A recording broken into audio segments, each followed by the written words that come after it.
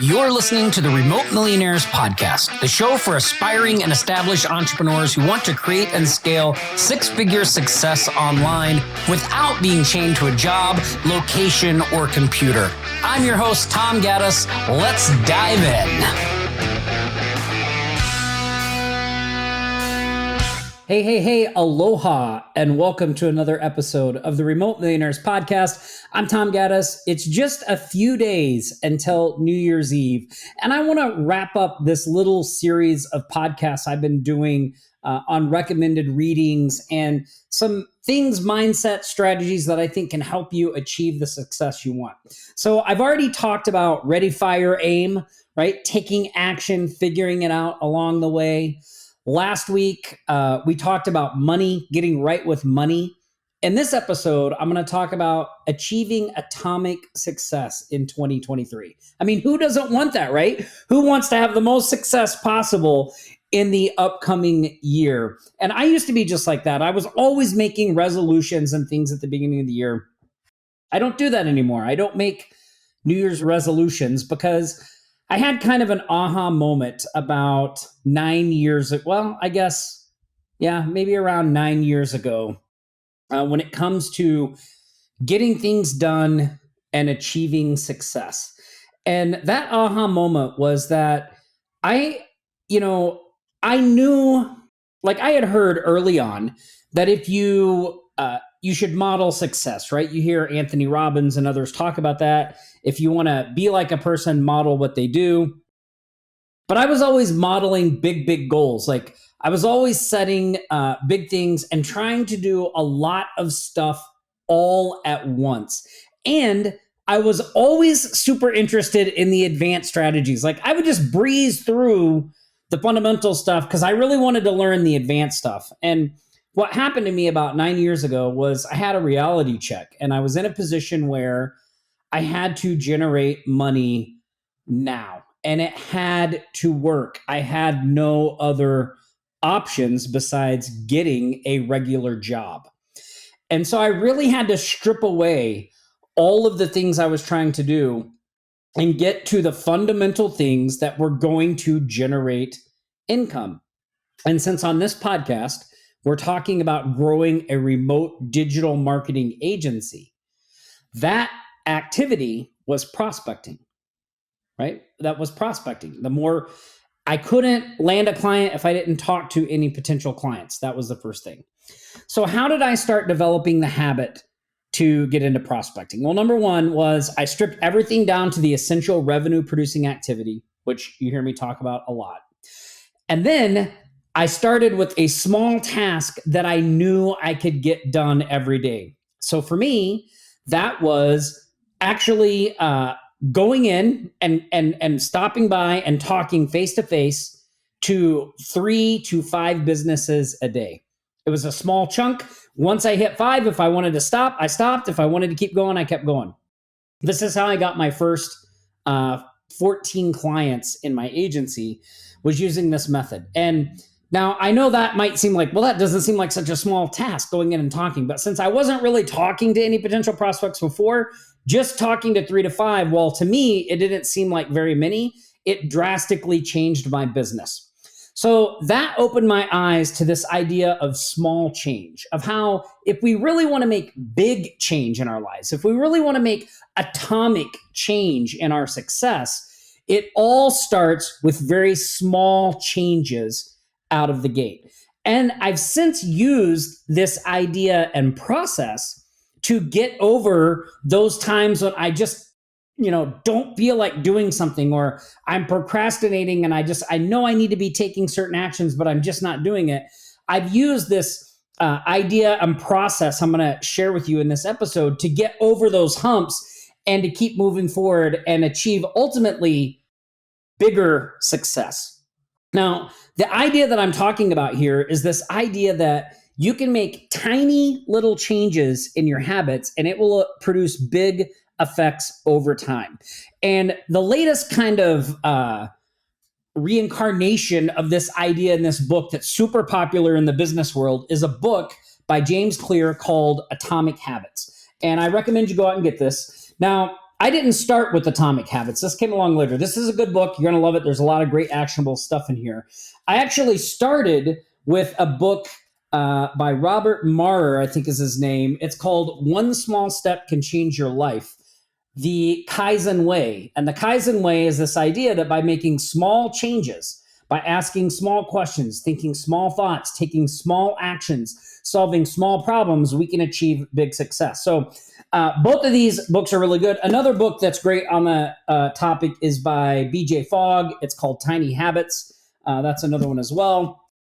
So this idea has been around for a while, but I've been applying it to my life. And so let's talk about how specifically I did that. Well, with the prospecting and generating cash flow problem, it was, okay, what is the one thing that has to happen?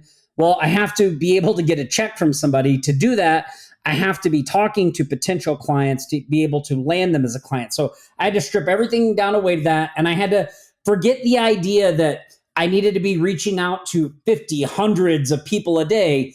It all starts with just one person. Just reaching out to one person, either picking up the phone, going to see them, going to a networking event, whatever it is, it all starts with one person. Talk to that first person, then talk to the next, and set a small, tiny goal that I could do 3 to 5 a day. And if I want to stop, I stop. And if I keep going, I keep going. That was how I did it with the prospecting thing. But let's go back to just success and entrepreneurship in general. So I've talked several times in this past few episodes about how being an entrepreneur is a process of becoming for me. So I've been developing the habits of a successful entrepreneur. Let's talk about one of those habits. One of those habits was getting up early and having a morning routine. That's a success habit that a lot of people have that I did not have.